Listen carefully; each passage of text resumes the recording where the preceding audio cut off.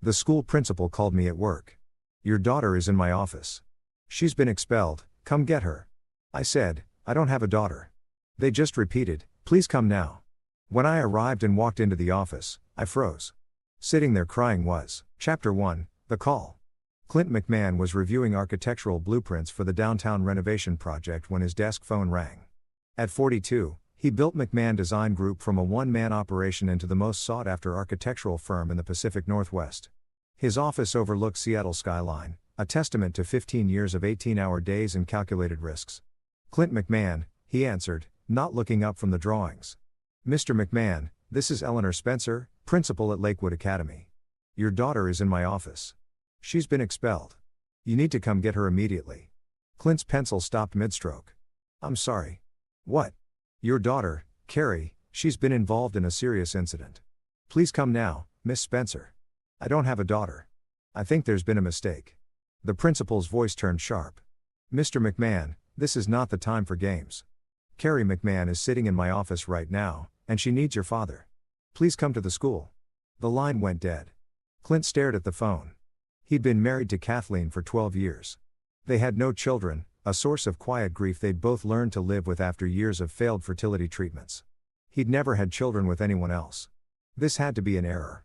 But something in Eleanor Spencer's voice, that brittle certainty, made him grab his keys. Lakewood Academy was a 30-minute drive through midday traffic. Clint's mind raced through possibilities. Identity theft, a scam, some kind of elaborate prank. His hands tightened on the steering wheel as he navigated the tree-lined streets leading to the exclusive private school. The principal's office smelled like old books and lemon polish. Eleanor Spencer stood as he entered. A severe woman in her 60s with steel gray hair and reading glasses on a chain. Mr. McMahon, thank you for coming. Then he saw her. The girl sat in a chair against the wall, hunched over with her face in her hands, shoulders shaking with sobs. She was maybe 14 or 15, with dark hair that fell past her shoulders. When she looked up at the sound of his voice, Clint felt the floor tilt beneath him. She had his eyes, that specific shade of hazel green that came from his mother's side. The same slightly crooked nose he'd broken playing baseball in high school.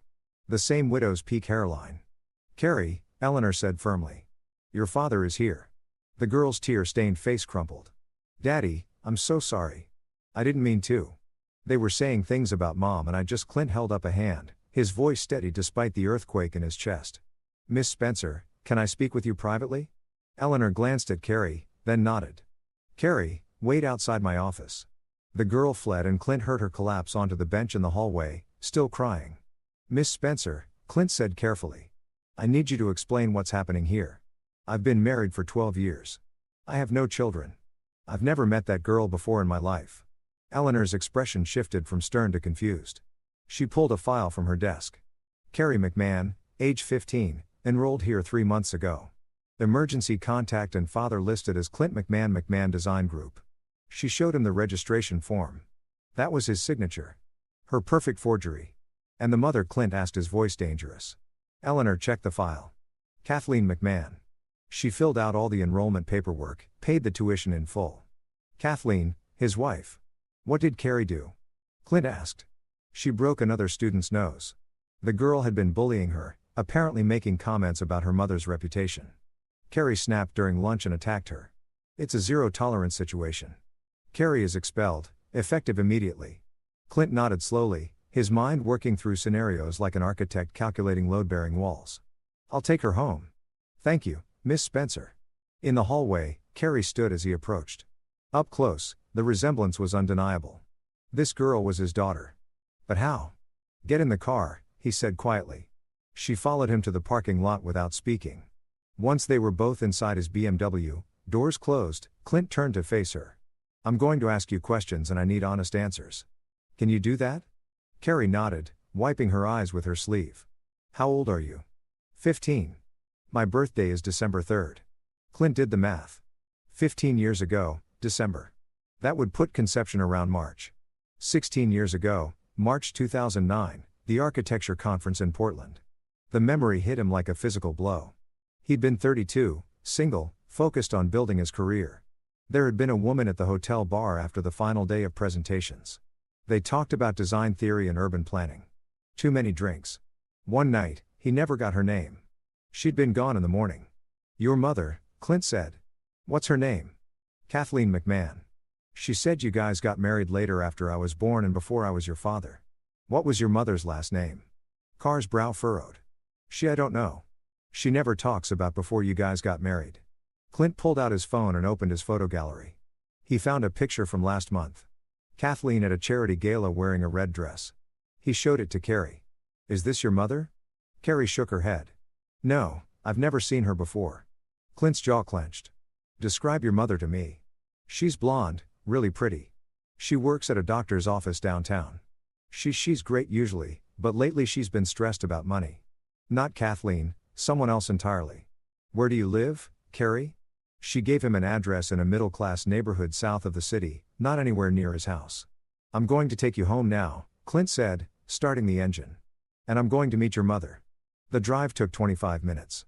Carrie directed him to a modest 2-story house with vinyl siding and an overgrown lawn. A silver Honda sat in the driveway. The woman who answered the door was indeed blonde and attractive, probably in her late 30s. When she saw Clint, her face went white. You, she whispered. Me, Clint confirmed. I think we need to talk. Carrie, go to your room. The woman whose name he would learn was Frances Carlson led him inside with trembling hands. Chapter 2. Pieces of the puzzle. Frances Carlson led Clint to a living room decorated with discount furniture and family photos. He noted Carrie's face appearing in frames from infancy through recent years, always with Frances, never with a father figure. I didn't know, Frances said before he could speak. She collapsed onto the couch, hands shaking. I swear to God, I didn't know any of this was happening. Start from the beginning, Clint said, remaining standing. Frances took a breath. Portland, March 2009. The Riverside Hotel. I remember I was there for a medical administration conference. You were charming, funny. We talked for hours and then she gestured helplessly. You were gone the morning. I didn't even know your last name. I tried to find you, but there were 300 architects at that conference and you got pregnant. I found out 6 weeks later. I decided to keep her, raised her alone. It wasn't easy, but we managed. Frances looked at him with something between anger and desperation. I never asked you for anything because I couldn't find you. Do you understand? I looked. I tried, but you just disappeared. Clint studied her. She seemed genuine. So, what changed? Why is Carrie enrolled at Lakewood Academy with my name as her father? That school costs $40,000 a year. Frances's face crumpled. I didn't enroll her. That's what I'm trying to tell you.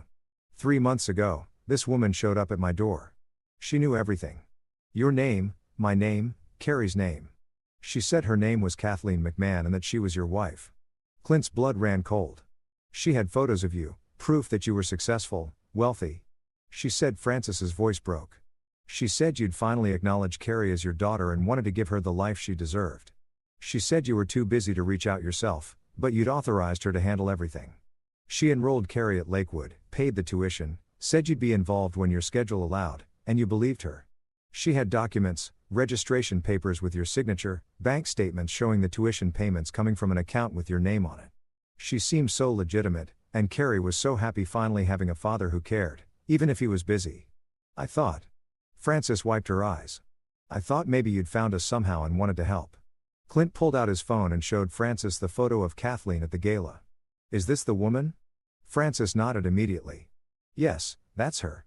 The pieces were sliding into place, but the picture they formed made no sense. Clint sat down heavily in the chair across from Frances.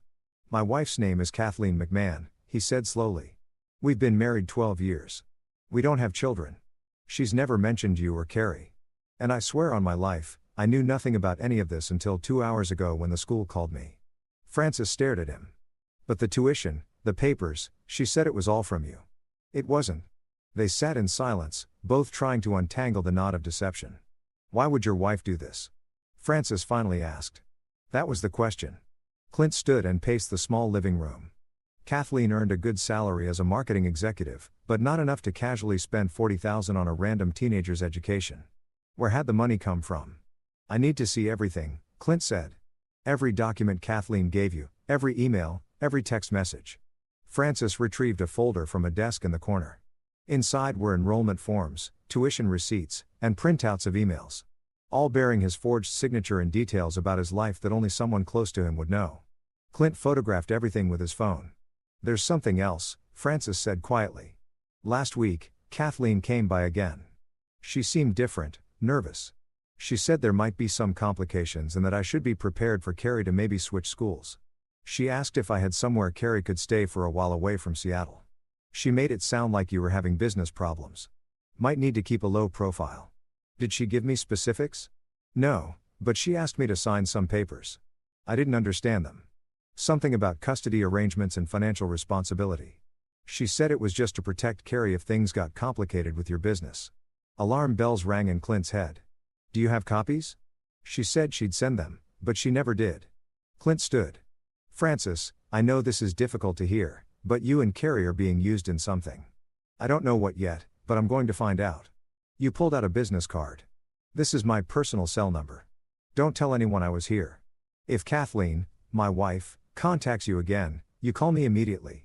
Can you do that? Francis took the card with shaking hands. Is Carrie really your daughter?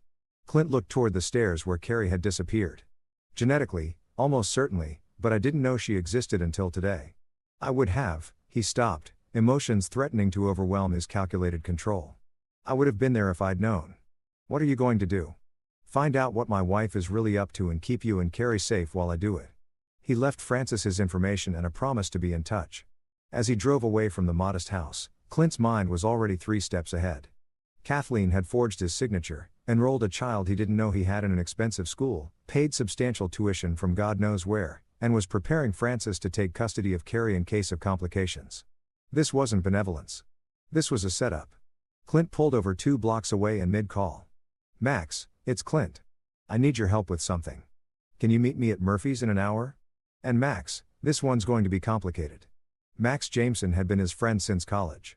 A software engineer who'd built 3 successful startups and sold them all before 40. More importantly, Max had the kind of analytical mind that could spot patterns others missed. At Murphy's pub, Clint laid out everything over 2 whiskeys neither of them touched. Max listened without interrupting, his angular face growing increasingly concerned. When Clint finished, Max leaned back and let out a low whistle. Your wife found your secret daughter and enrolled her in private school out of the goodness of her heart while forging your signature and lying to everyone involved. That's the story so far. Clint, this is a con, a big one. The question is, what's the endgame?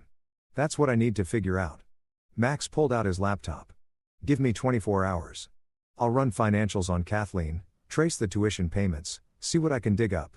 In the meantime, you need to act normal at home. Don't let her know you're onto anything. Clint, check his watch. 6:30. Kathleen would be expecting him home for dinner. This is going to be harder than designing a skyscraper. Yeah, but the foundation's the same. You need to understand the structure before you know where to apply pressure. Max's expression turned serious. Clint, if she's forging documents and manipulating people, she's either desperate or planning something major. Maybe both. Watch her back.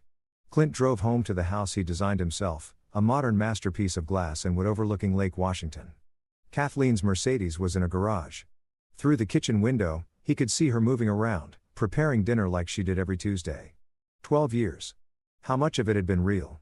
He took a breath, locked away his anger, and walked inside. Chapter 3. The Mask. Hey, honey. You're late. Kathleen appeared from the kitchen. Still beautiful at 40. Her auburn hair swept up in a casual bun. She kissed his cheek. Rough day, project complications, Clint said smoothly. You know how clients can be. Over dinner, salmon, asparagus, wild rice. They talked about normal things. Her marketing campaign for a new restaurant chain, his meetings with contractors, the weather, surface conversations that had become their routine over the past year. Clint watched her carefully. Kathleen was animated, engaged, showing no signs of guilt or stress. Either she was innocent or she was a masterful actress. I was thinking, Kathleen said as she cleared the plates. Maybe we should take a trip to San Juan Islands like we used to. You've been working so hard and I feel like we haven't really connected in a while. That sounds nice. When were you thinking? Next month. I can request the time off. Next month. What happened next month? Was that when whatever she was planning would unfold? Let me check my schedule, Clint said. After dinner, Kathleen retreated to her home office to work on presentations. Clint went to his own study, closed the door, and opened his laptop. He'd met Kathleen at a gallery opening 13 years ago. She'd been working for a small marketing firm. He just landed his first major commission. Their courtship had been whirlwind. 6 months from first date to engagement. She'd supported his growing business, been understanding about the long hours, fit perfectly into his life. Or had she engineered her way into it? Clint pulled up their financial records. They had a joint checking account for household expenses, but maintained separate accounts for personal spending, an arrangement Kathleen had suggested early in their marriage, saying she valued her independence. Their joint account showed normal activity. Mortgage, utilities, groceries, insurance. Nothing unusual, but that meant the $40,000 for Carrie's tuition had come from somewhere else. His phone buzzed with a text from Max. Found something. Tomorrow morning, my place. 9 a.m. Bring coffee. Clint barely slept that night. Kathleen was pressed against him in bed, her breathing soft and steady. He stared at the ceiling, thinking about Francis and Carrie, about forged documents and mysterious payments, about what could drive someone to orchestrate such an elaborate deception. At 9 the next morning, Clint stood in Max's downtown loft with 2 cups of coffee and a sense of impending disaster.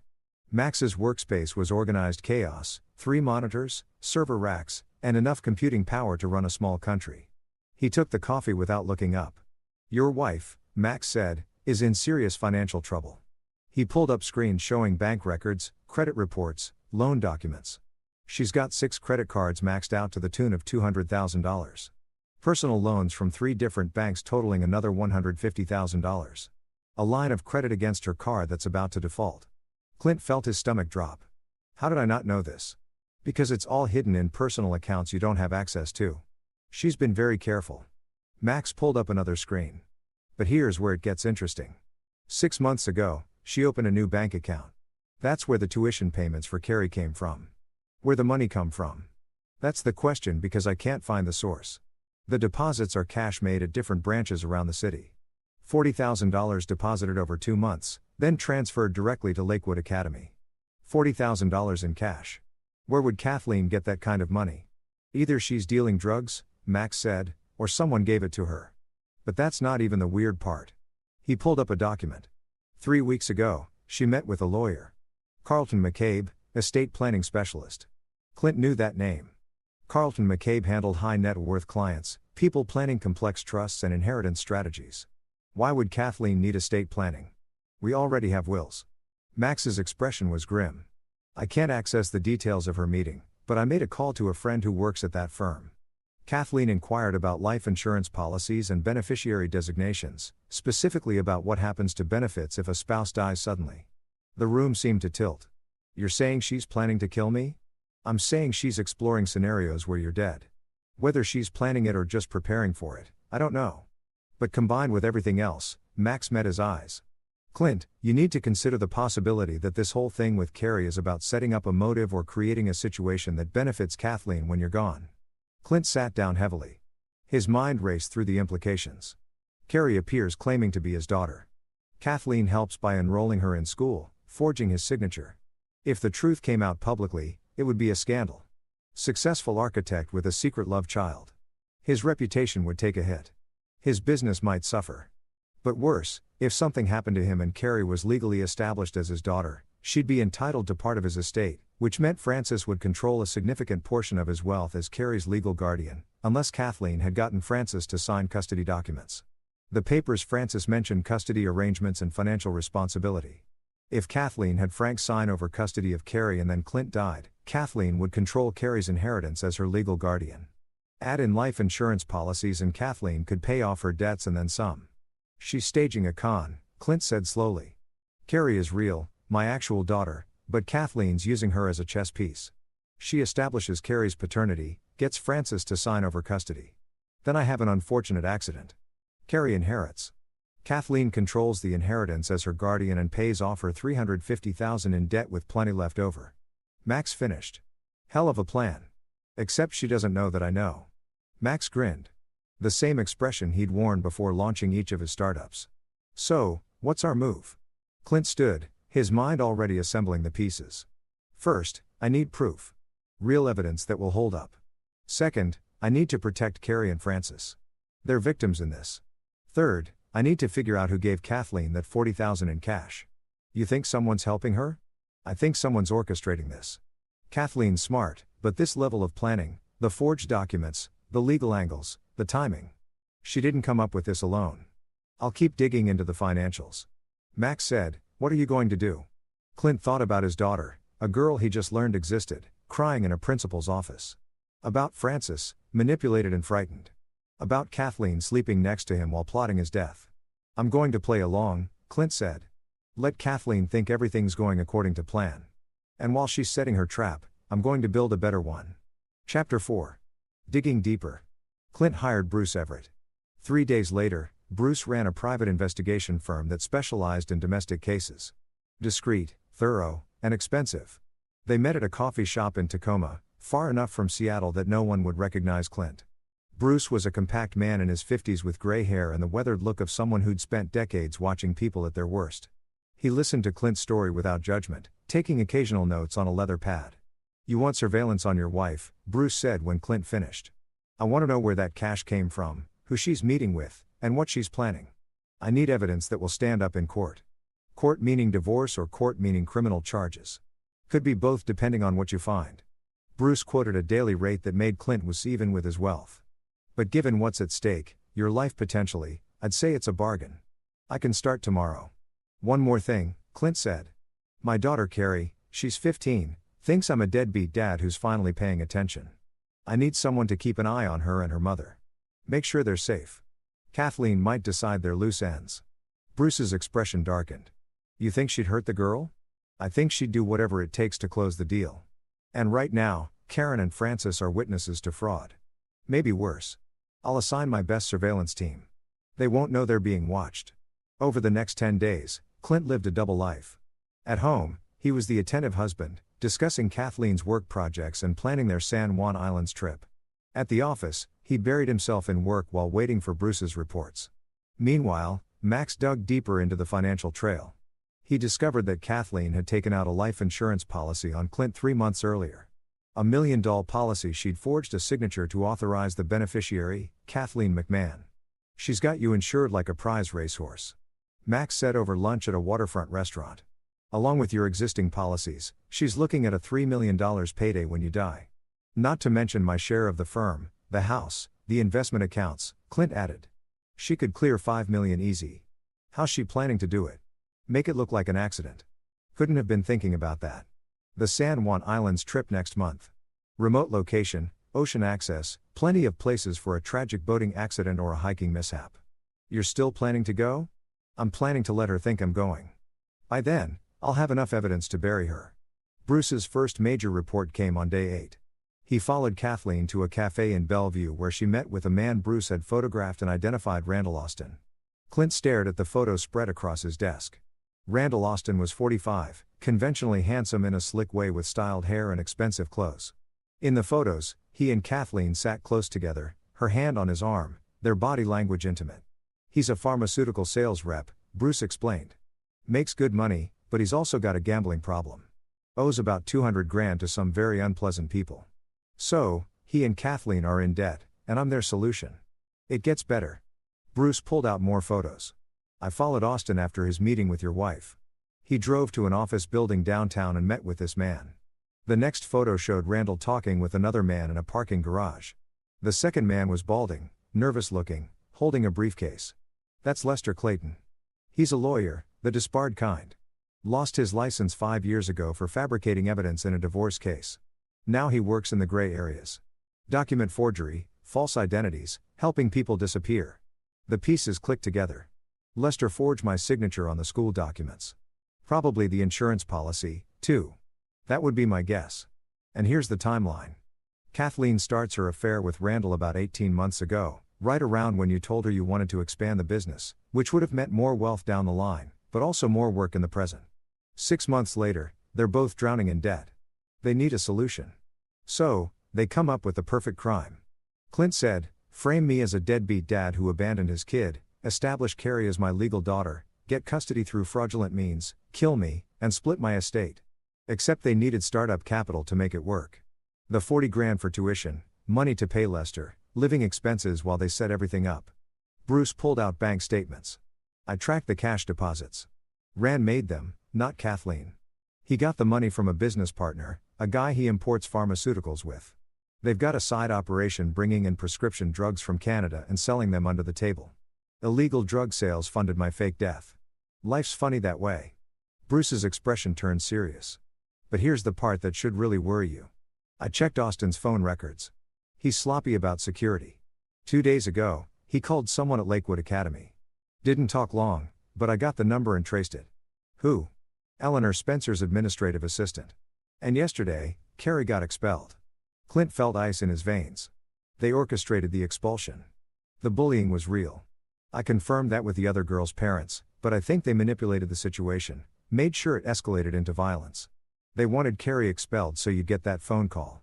They wanted you to meet your daughter under the worst possible circumstances to establish the relationship so when I die, Carrie's established as my legal daughter. But why would they want me to know about her before I die? Bruce leaned back in his chair. Because if you die and then a secret daughter appears, it looks suspicious. But if you've already acknowledged her, already started supporting her, even if it's through your wife, then her inheritance claim is much stronger.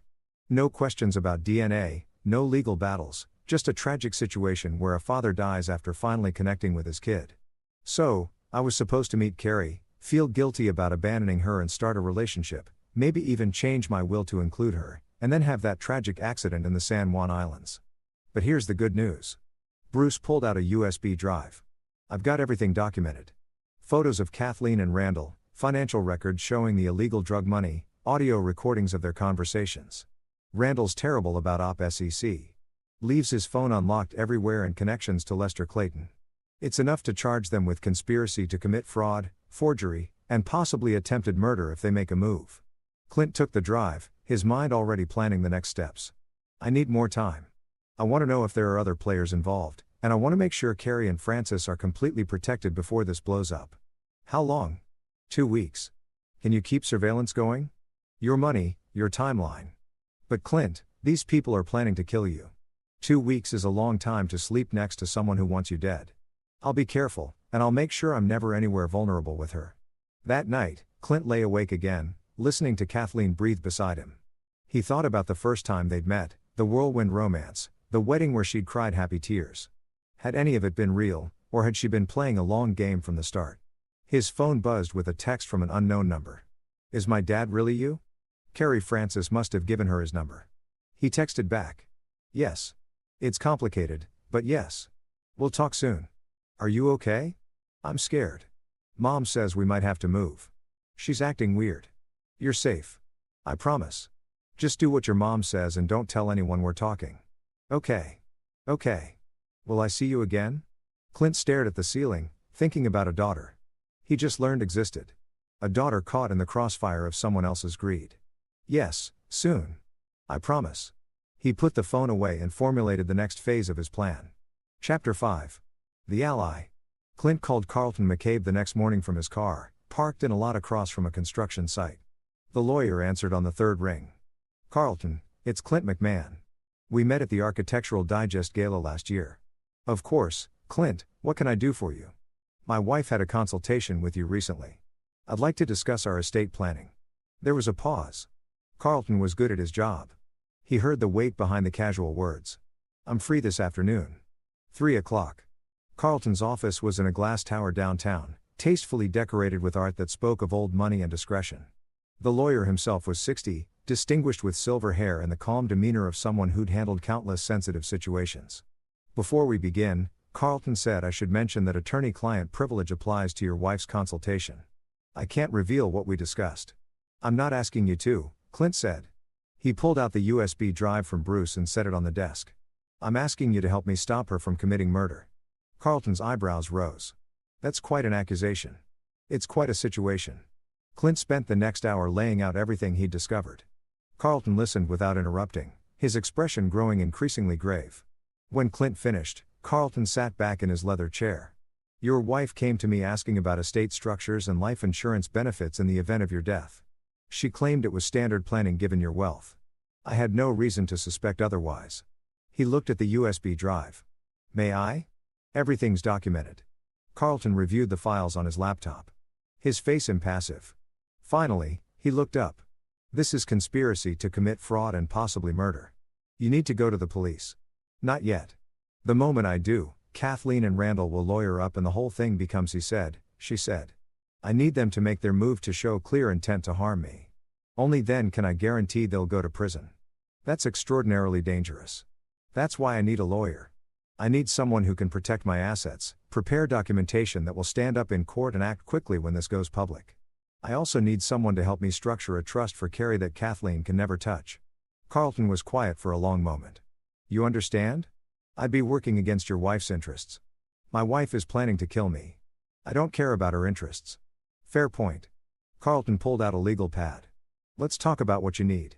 They spent 3 hours building a legal fortress. Carlton would prepare new documentation naming Carrie as Clint's daughter and establishing a trust for her education and care with Francis as trustee until Carrie turned 18. He'd also prepare divorce papers, restraining orders, and criminal complaints ready to file the moment Clint gave the word. I'll have everything ready in 1 week, Carlton said. But Clint, you're taking a tremendous risk letting this play out. I know, but I need Kathleen to think she's winning right up until the moment I pull the trap door. Clint's next stop was Francis's house. She answered, looking exhausted, worry lines creasing her forehead. Is Carrie home? Clint asked. School well. Her new school. I had to transfer her to the public school district after the expulsion. She's struggling. I know. That's part of why I'm here. Clint came inside. Francis, I need to explain what's really happening. He told her everything. Kathleen's affair, the conspiracy, the plan to kill him, the fake custody documents. Francis's face went through shock, horror, and finally anger. She used my daughter. She used Carrie as bait in a murder plot. Yes. And now I need your help to protect both of you and take her down. Whatever you need. First, I need you to be careful. Don't trust anything Kathleen tells you. If she contacts you again, record it if you can and call me immediately. Second, I need you to sign these. He pulled out document. Carlton had prepared real custody documents that ensure if anything happens to me, Carrie stays with you and has access to a trust I'm setting up. You'd be the trustee. Francis's hands shook as she read through the papers. You're setting up a trust for her? She's my daughter. I missed 15 years, but I won't miss her future. Clint met her eyes. I'm sorry for all of this. If I'd known about you, about Carrie, you would have been there. Francis finished. I know. I can see that now. She looks like you know, not just physically. The way she thinks about things, solves problems. She's an architect in the making. Something warm and painful squeezed Clint's chest. A daughter. He had a daughter. When this is over, he said, I'd like to get to know her. Really know her if that's okay with you. Francis smiled for the first time since he'd arrived. I think she'd like that. They spent another hour discussing safety protocols. Clint gave Francis a prepaid phone to use only for contacting him. He arranged for Bruce's team to maintain surveillance on her house. He transferred $50,000 to her account for expenses and lawyer fees if you need them. I can't accept this, Francis protested. You can and you will. This is my fault. I brought this into your life. Let me protect you. Before he left, Carrie came home from school. She froze when she saw Clint in the living room. Hey, Clint said suddenly unsure. How did you talk to a daughter you just discovered? Hey, Carrie sat down her backpack, studying him with those familiar eyes. Are you really my dad? Yeah, I really am. Did you know about me before? Before the school thing, Clint sat down, gesturing for her to join him. No, I swear I didn't. Your mom and I met one night a long time ago, and I left the next morning like an idiot. I didn't even know her name. If I had known about you, he struggled for words. I would have been there. Every birthday, every school play, every important moment. I missed all of that and I can never get it back. But I'm here now. Carr's eyes filled with tears. That lady, Kathleen, she said you didn't want people to know about me because it would hurt your business. Kathleen lied about a lot of things. She's not a good person, Carrie. She seemed nice. Carrie said softly. I know. She fooled me for 12 years. They talked for another hour. Carrie told him about school, her friends, her love of drawing and design. Clint showed her photos of some of his buildings, explained how architecture worked, promised to take her to see his projects.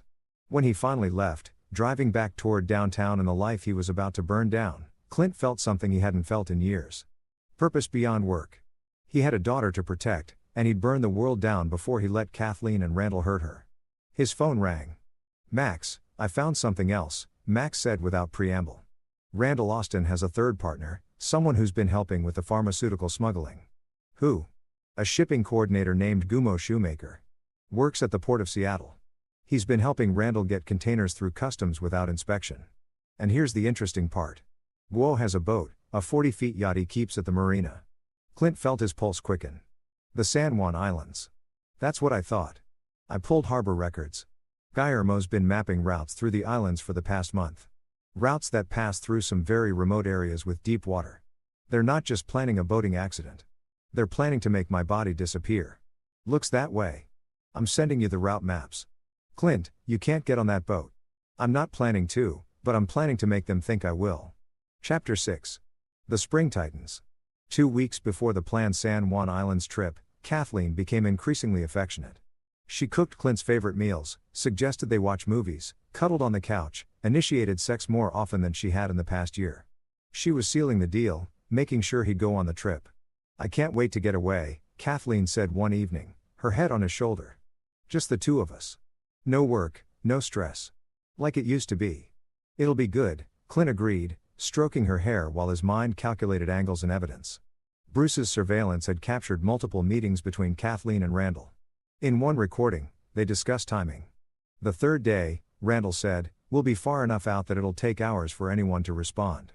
Gumo will make it quick, hit him on the head, weight him down, deep water. Sharks will do the rest. And if they find the body, Kathleen's voice, they won't. But even if they do, it'll look like he fell overboard and drowned. Tragic accident. You'll be the grieving widow. What about Carrie? What about her? She's just a kid. She'll believe what we tell her. And Francis will be grateful for the trust fund. Everyone wins. Listening to the recording in Carlton's office, Clint felt his anger crystallize into something cold and precise. They weren't just planning to kill him. They were planning to use his daughter's grief as cover. That's conspiracy to commit murder. Carlton said, you have enough to go to the police now. Not yet. I need them to actually try it. Otherwise, a good lawyer could argue they were just fantasizing, not planning. I need them on that boat making their move with multiple witnesses. You're insane. Maybe, but I'm right. Carlton sighed. Fine. What's your plan? Clint laid it out. Carlton would be in the San Juan Islands the same weekend, staying at a resort on San Juan Island itself. Bruce and his team would also be in the area posing as tourists. Max would monitor all communications remotely. The Coast Guard would be notified to have boats in the area ready to respond to an emergency beacon, and you'll be wearing a wire, Carlton added. Obviously, and carrying a weapon. I'd rather not kill my wife if I can avoid it. Clint, if they come at you with intent to kill, you have the right to defend yourself. I know, but I want them alive to face justice. I want Carrie to know her father didn't become a murderer, even when he had cause. The week before the trip, Kathleen sat Clint down with travel documents. About everything planned. We'll drive up Friday, take the ferry Saturday morning. Guo, he's Randall's friend, remember, has offered to let us use his boat for the day. We can explore the islands, have lunch at a secluded beach. It'll be perfect, Randall's friend. She wasn't even hiding the connection anymore, confident that Clint suspected nothing. Sounds great, Clint said, signing the documents she'd prepared a last will and testament update that would make Kathleen his primary beneficiary and named Carrie as a secondary beneficiary. Of course, Kathleen didn't know that Carlton had already filed a different will, one that protected everything and designated Kathleen would get nothing. 3 days before the trip, Carrie texted him. Mom's acting weird again. She keeps asking me questions about you, like if I'd be sad if something happened to you. Clint's blood ran cold. What did you tell her? I just met you, so I don't know. Was that wrong? No, that was perfect. Just be careful and remember what we talked about. He prepared Carrie for the possibility that things might get dangerous, told her to stay with Francis, keep her phone charged, and call Bruce's emergency number if anything felt wrong. 2 days before the trip, Bruce called with an urgent update. Kathleen just met with a woman named Beatrice Camp. She's a life insurance claims specialist, got fired for approving fraudulent claims. Now she freelances, helping people file claims that should be denied. So Kathleen's already preparing to file the insurance claim before I'm even dead. Exactly. Beatrice will fast-track the claim, make sure it pays out before any investigation gets too deep. By the time anyone questions the circumstances, Kathleen and Randall will have split the money and disappeared. Do you have this documented? Video and audio. Kathleen offered Beatrice 20% of the payout to guarantee the claim goes through within 2 weeks of your death. Perfect. Add it to the evidence file. The night before the trip, Clint couldn't sleep. He lay in bed next to Kathleen, thinking about everything that had led to this moment. Somewhere in the past 12 years, the woman he'd married had become a stranger. Or maybe she'd always been a stranger, and he'd just been too blind to see it. At 3 a.m., he got up and went to his study. He wrote a letter to Carrie, sealed it, and gave it to Max with instructions to deliver it if something went wrong. Then he wrote letters to his employees, his business partner, his parents. "You're not going to die," Max said, reviewing the plan one last time. "You've got 5 different backup systems and a dozen people watching your back. I know, but just in case, you could still walk away. Go to the police now. Show them everything we have." Clint shook his head. "If I do that, Kathleen and Randall get good lawyers. Claim they were joking or misunderstood. They might beat the charges. And even if they don't, Carrie would never know the full truth. She'd always wonder if her dad overreacted. If maybe Kathleen really was just trying to help. So this is about Carrie. This is about making sure my daughter knows her father fought for her. But he didn't roll over when people tried to use her as a pawn." Clint met his friend's eyes. "This is about making sure she knows she's worth fighting for." Max gripped his shoulder. "Then let's make sure you survive to tell her that yourself." Friday morning, Clint loaded their bags into Kathleen's Mercedes. She was cheerful, humming as she double-checked their reservations. They drove north through traffic, talking about nothing, while Clint's backup team followed at a distance. At the hotel in Anacortes, they had dinner at a waterfront restaurant. Kathleen ordered wine, her hand on his thigh under the table. "Tomorrow's going to be wonderful," she said. "I'm looking forward to it," Clint replied, meaning every word. Because tomorrow, one way or another, this would end. Chapter 7, The Trap Springs. Saturday morning dawned clear and bright. Perfect weather for a murder. Clint woke before Kathleen, checked his phone, and found messages from his team. Bruce and his crew were in position around the marina. Carlton was checked into a resort on San Juan Island with lawyers and Coast Guard contacts on standby. Maxa confirmed all tracking devices were active, the wire concealed in Clint's belt, the GPS beacon in his watch, the backup tracker sewn into his jacket. Kathleen stretched beside him, smiled, and kissed him softly. "Ready for an adventure?" "Always." They took the ferry to San Juan Island. Kathleen pointing out landmarks and talking about the resort spa she wanted to visit next month. Playing the role of excited wife on a romantic getaway. Clint played along, taking photos of her against the water, smiling for her selfies, being the attentive husband. At the marina, Guillermo Shoemaker waited by a sleek yacht. He was a large man, mid-40s, with the weathered look of someone who spent his life around water. He greeted them with a too-wide smile. "Clint, finally meet you. Randall told me so much." Clint shook his hand, noting the calluses and the faint smell of marijuana.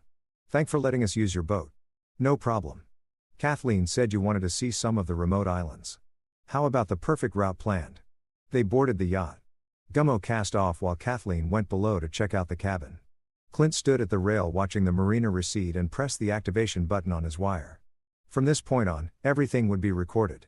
They motored out of the harbor, passing smaller islands and rocky outcroppings. The water was deep blue-green, beautiful and cold. Gurmo kept up a steady commentary about the area while Kathleen brought out sandwiches and drinks. "Here," she said, handing Clint a beer. "Your favorite." Clint pretended to drink, but barely touched it. He'd anticipated they might try to drug him first. An hour into the trip, Gurmo steered them toward a remote stretch of water between 2 uninhabited islands. The nearest other boats were dots on the horizon. "This is perfect," Kathleen said. She was standing close to the rail, her body language tense despite her smile. Clint glanced at his watch. The tracking signal was strong. His team would know exactly where they were. "So Clint," Gurmo said, cutting the engine. The sudden silence was deafening except for the lap of waves against the hull. "Kathleen tells me, you're a successful guy. Architecture, right?" "That's right. Must be nice having that kind of money." "I work hard for it." "Sure. Sure." GMO leaned against the console. "But you know what they say, easy come, easy go." Kathleen moved behind Clint. He felt her presence at his back. "Too close." "Actually," Clint said, turning to face them both.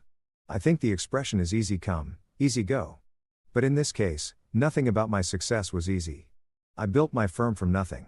15 years of 18-hour days, sacrifices, calculated risks. That's going to make this so much sweeter," Randall Austin said, emerging from below deck. Clint let his surprise show. Not hard since he'd expected Randall to already be on the islands, not hiding on the boat. "What the hell?" "Sorry, babe," Kathleen said, not sounding sorry at all. "Change of plans. We decided it would be better if Randall was here to help." The three of them formed a rough semicircle around Clint. Guo held a boat hook. Randall had pulled a gun from his waistband. Nothing fancy, just a snub-nosed revolver that would do the job at close range. Here's how this is going to work, Randall said. You're going to sign these documents. He pulled papers from his jacket. Transfer of assets, life insurance, beneficiary changes, trust arrangements for Carrie, all very legal, all witnessed by Gummo and Kathleen. And if I refuse, then I shoot you. We weight down your body and you disappear. Tragic boating accident. Kathleen inherits anyway, but it's cleaner if you cooperate. Your choice. Clint looked at Kathleen. 12 years. Did any of it mean anything? You were a mark. Kathleen said flatly. A good mark. Nice guy, successful, trusting, but still just a mark. I saw you at that gallery, did my research, and positioned myself perfectly. You made it so easy falling for the whirlwind romance. And Carrie, a lucky break. Randall found Francis while doing background on you. He's very thorough. We realized she was the perfect leverage. Secret love child. Hidden scandal. You'd either pay to make her go away or die feeling guilty about abandoning her. Either way, we win. You used a 15-year-old girl as bait in a murder plot. We used available resources, Randall corrected. And she'll be fine. She gets a trust fund. Kathleen becomes her guardian. Everyone's happy. Well, except you. Clint looked at the gun at the three people who conspired to kill him and felt a cold satisfaction. They confessed everything. The wire had captured it all. I have a counter-offer, Clint said. You're not in a position to negotiate. Gummo growled. Actually, I am, because you've all been under surveillance for 2 weeks. Every meeting, every conversation, every step of your plan has been documented. You're being recorded right now and the Coast Guard is 5 minutes away. The color drained from Kathleen's face. Randall's gun hand wavered. You're bluffing, he said. Am I? Clint tapped his watch. GPS tracker. Marine band radio beacon. Two-way audio feed.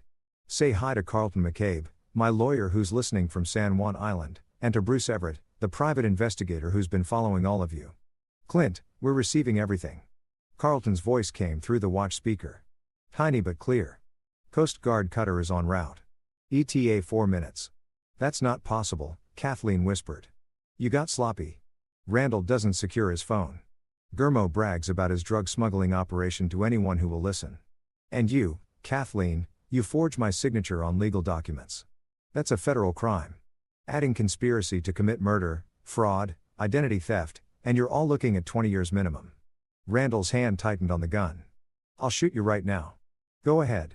It'll just add murder to your charges. The recording proves I'm not a threat. You'll go from maybe beating the conspiracy charge to definite first-degree murder. He's right, Gummo said, backing away. This is I'm not going down for murder. Shut up. Randall's desperation was palpable. He swung the gun toward Gummo. We stick to the plan. We dump his body, clean the boat. No evidence. The Coast Guard is 3 minutes out, Carlton's voice said. I'd recommend everyone stay calm. Kathleen moved toward Randall. Baby, maybe we should, I said, shut up. Randall turned the gun on her, his hand shaking. This was the moment of maximum danger. Clint assessed angles, distances. Randall was 6 feet away. Gun pointed at Kathleen now. Gummo was backing toward the stern. The boat rocked in waves. Randall, Clint said carefully, you're in a bad position, but it's not over yet. Put down the gun. Cooperate and maybe the prosecutor deals. But if you shoot someone, anyone, you'll die in prison. I'm already going to die in prison. I owe 200 grand to people who will kill me if I don't pay. I'll pay it. Everyone froze. What? Randall said, your gambling debt. 200,000. I'll pay it right now if you put down the gun and surrender peacefully. Why would you do that? Because I don't want to watch you shoot someone, least of all my wife. Because I want Carrie to know this ended without more violence. Because Clint took a breath. Because I understand desperation. You made terrible choices, but you're not a killer. Not yet. Don't become one. In the distance, the throb of engines grew louder. The Coast Guard was close. Rand's hand trembled. Tears ran down his face. I'm sorry. God, I'm so sorry. The gun clattered to the deck. Clint kicked it away and immediately pulled out his phone, hitting the emergency beacon. Carlton, we're secure. Randall surrendered. Tell the Coast Guard to approach carefully. 2 Coast Guard cutters arrived 3 minutes later along with a boat carrying Bruce and his team. Officers boarded the yacht with weapons drawn, but there was no resistance. Randall sat on the deck sobbing.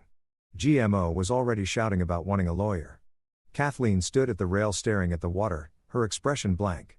As they cuffed the 3 conspirators, Carlton arrived in another boat with a federal prosecutor and 2 FBI agents. "The recordings are perfect," Carlton said quietly to Clint. "Full confession of conspiracy to commit murder, fraud, forgery. They're done." Clint watched as Kathleen was led away. She didn't look at him. After 12 years of marriage, she walked out of his life without a word. "How do you feel?" Carlton asked. "Like I just survived something I shouldn't have had to." "You did good, keeping calm, getting the full confession. Most men would have panicked. Most men haven't spent 15 years solving complex structural problems. This was just another puzzle." Clint's phone buzzed. A text from Carrie. "Are you okay? Mom called me and she's freaking out." "I'm fine. I'll explain everything soon. Stay with your mom, Francis. You're safe." The Coast Guard gave Clint a ride back to San Juan Island. By evening, he was in a hotel room with Max, Carlton, and Bruce, reviewing everything that had happened. Kathleen, Randall, and Gurmo are all in federal custody. Carlton reported they're being charged with conspiracy to commit murder, wire fraud, forgery, and about 6 other felonies. The prosecutor is confident of conviction. The recordings and evidence are irrefutable. "What about Carrie?" Clint asked. "Francis has custody as per your documents. The trust is established and I prepared a complete legal separation between Carrie and Kathleen. No way Kathleen can claim guardianship or access Carr's funds. And Francis is okay. Shaken but relieved. She wants to talk to you." Clint called Francis. She answered on the first ring. "Oh my God, Clint, I saw the news. They're saying Kathleen tried to kill you. It's more complicated than that. But yes, I'm so sorry. This is all my fault. If I hadn't, Francis, stop. None of this is your fault. You and Carrie are victims in this, too. Kathleen used you both." Carrie's devastated. She thought Kathleen was nice, trying to help her. Now she's blaming herself. "Can I talk to her, please?" There was rustling, then Carr's voice. "Dad." The word hit him like a physical force. "Dad. Hey, kiddo. You doing okay? Everyone's saying that lady wanted to kill you because of me. That I'm the reason all this happened. Carrie, listen to me. You're not the reason. Kathleen was planning to kill me long before you came into the picture. She just tried to use you as part of her plan. You didn't do anything wrong. But if I hadn't existed, then I wouldn't have a daughter. And I'm really glad I do. Even though we just met, even though everything's been crazy, I'm glad you exist, Carrie. Do you understand?" He heard her crying. "I'm sorry I got expelled. I'm not. If you hadn't, I might never have found out about you, and that would have been the real tragedy." They talked for another 20 minutes. Clint promised to visit soon to start building the relationship they'd both missed. When they hung up, he felt exhausted and strangely at peace. "Now what?" Max asked. "Now," Clint said, "I make sure they all pay for what they tried to do." Chapter 8, Justice and Retribution. The criminal trial took 6 months. Kathleen, Randall, and Gurmo had separate lawyers, expensive ones, paid for by public defenders after their assets were seized as proceeds of criminal conspiracy. Clint attended every day, sitting in the gallery with Max and Carlton. Bruce testified about his surveillance. Forensic accountants testified about the fraudulent financial transactions. Lester Clayton, the disbarred lawyer, took a plea deal and testified about forging Clint's signatures. The prosecution presented the recordings from the boat. The jury listened in silence as Kathleen coldly explained how she positioned herself to marry Clint, how they planned to use Carrie as leverage, how they'd mapped out the murder. "You were just a mark," Kathleen's voice said in the recording. The jury deliberated for 3 hours. Guilty on all counts. Sentencing came 2 weeks later. The judge, a stern woman named Christina Grant, addressed each defendant in turn. "Miss McMahon, you entered into a marriage with the sole intent of defrauding and ultimately murdering your spouse. You forged documents, manipulated a child, and showed absolutely no remorse. I sentence you to 30 years in federal prison." Kathleen's face remained blank. She didn't look at Clint. "Mr. Austin, you organized this conspiracy, recruited accomplices, and were prepared to commit murder for financial gain. I sentenced you to 25 years in federal prison." Randall wept openly. "Mr. Shoemaker, you provided material support to this conspiracy and were prepared to help dispose of a body. I sentence you to 15 years in federal prison." Gurmo slumped in his chair. The judge looked at Clint. "Mr. McMahon, I want to commend you for your remarkable restraint and intelligence in handling the situation. Many men would have responded with violence. You responded with strategy and patience. Your daughter is lucky to have you. After the sentencing, reporters mobbed Clint outside the courthouse. He gave a brief statement. Justice has been served. I'm grateful to everyone who helped bring these criminals to account. Now, I'm going to focus on being a father to my daughter. But Clint's revenge didn't end with criminal convictions. He told Randall he'd pay off his gambling debts if Randall surrendered. He meant it, but not in the way Randall had hoped. Clint called in markers with business associates who knew people in Randall's world. The word went out. Randall Austin had cooperated with federal investigators, provided testimony that implicated others in his pharmaceutical smuggling operation. He was a snitch. In prison, snitches don't fare well. Randall would spend his sentence looking over his shoulder, isolated, vulnerable. It wasn't physical violence, but it was its own form of justice. For Kathleen, Clint ensured that every professional connection she'd made through their marriage was informed of her crimes. Her reputation in Seattle's business community was destroyed. Letters went to former clients, colleagues, friends. But the real punishment was simpler. Kathleen would spend 30 years in prison watching Clint live the life she tried to steal. He made sure the prison libraries subscribed to architecture magazines that featured his work. Made sure news of his successes and his relationship with Carrie reached her. Living well, Clint decided was indeed the best revenge. For Lester Clayton, the disbarred lawyer, Clint hired investigators to dig into every document Lester had ever forged. They found dozens of cases, divorces, custody battles, estate claims, all tainted by Lester's fraudulent work. Clint anonymously provided this information to the relevant courts. Lester's plea deal evaporated when prosecutors realized the scope of his crimes. He went from 3 years to 15. As for Beatrice Camp, the corrupt insurance specialist, she was charged as an accessory to fraud. She lost her remaining professional licenses and served 5 years. Gurmo's drug smuggling operation was dismantled. His partners facing prosecution blamed him for the investigation. His yacht was seized and auctioned. The proceeds went to victims of opioid addiction. 8 months after the trial, Clint sat in Carlton's office reviewing the last of the legal details. The divorce is final, Carlton said. Kathleen gets nothing. The house, the business, all assets remain yours. Carr's trust is fully funded. $2 million for education and living expenses with Francis as trustee and a life insurance canceled. You're no longer insured by policies Kathleen could access. Clint nodded. What about Francis? Is she set? The $50,000 you gave her, plus you're paying for Carrie's therapy and any future educational expenses. Francis says she doesn't need more, but I'd recommend establishing a college fund in your name. Done. Make it $500,000. Carlton smiled. You're a good man, Clint. I'm a man who had a daughter stolen from him by his circumstances and almost had her used as a weapon. I'm making up for lost time. That evening, Clint drove to Francis's house. Carrie met him at the door. She'd grown too in the past months and looked more confident, less haunted. Hey, Dad. Hey, kiddo. Ready for our architecture tour? They'd established a routine. Twice a week, Clint took Carrie to see his projects or other buildings he admired. They discussed design principles, structural integrity, aesthetic choices. Carrie absorbed it all like a sponge. I've been working on something, Carrie said as they drove toward downtown. She pulled out a sketchbook. It's a design for a community center for kids who don't have good home situations. I thought maybe someday. Clint pulled over to look at the sketches. They were rough, but showed real talent. The building design incorporated natural light, open spaces that could be used flexibly and small private rooms for counseling. This is good. Really good. You think so? I think you have a future in this field if you want it. But Carrie, and I mean this, you can do anything. Architecture, medicine, art, business. You get to choose your own path.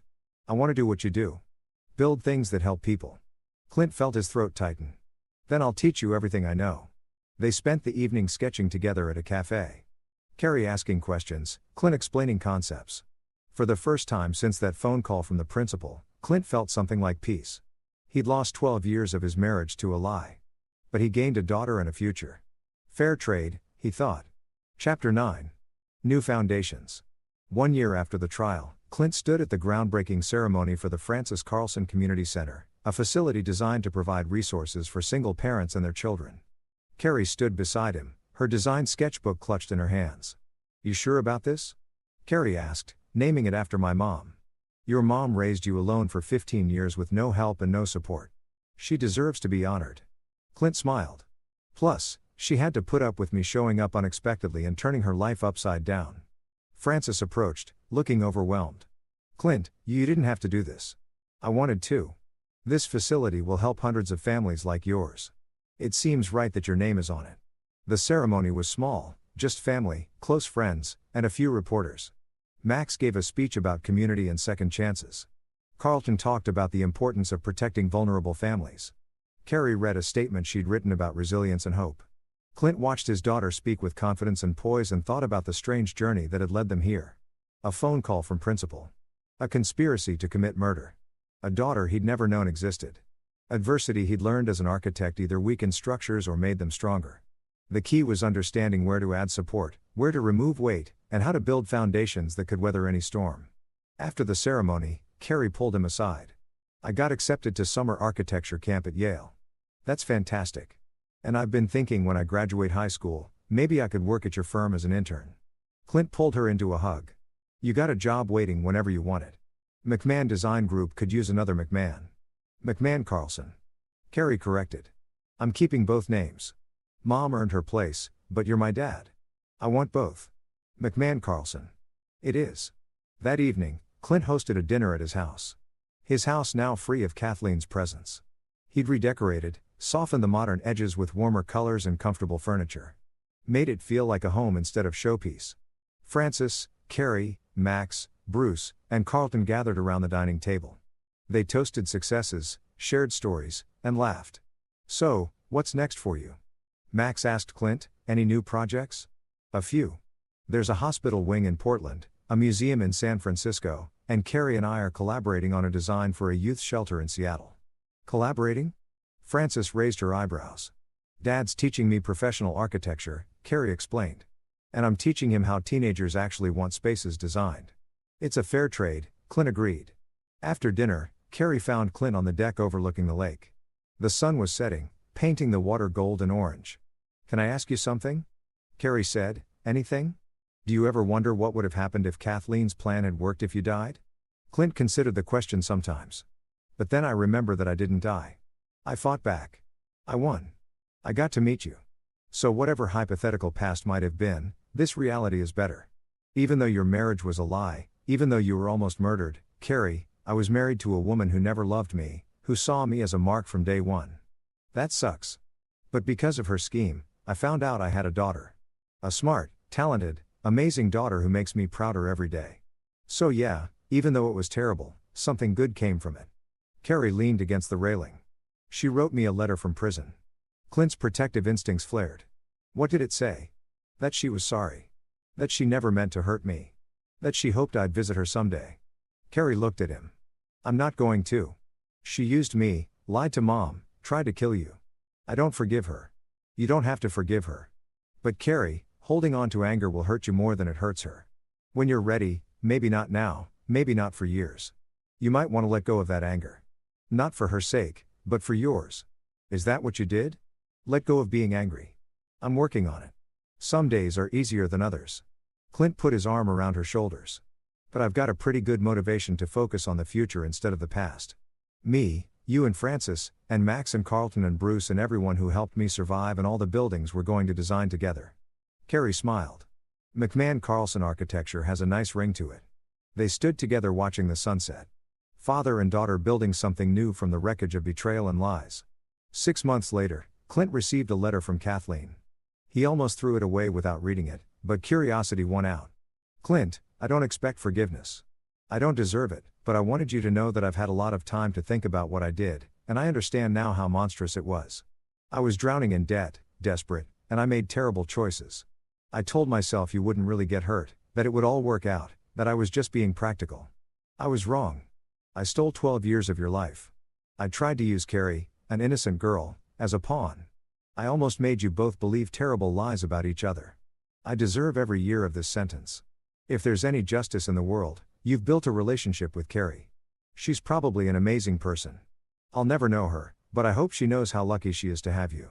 I'm truly sorry, Kathleen. Clint read the letter twice, then filed it away. Maybe one day he'd show it to Carrie. Let her decide if it changed anything. Maybe not. For now, he had more important things to focus on, like teaching Carrie to calculate load-bearing walls, like designing buildings that would stand for generations, like building a relationship with his daughter one day at a time on foundations of trust and truth.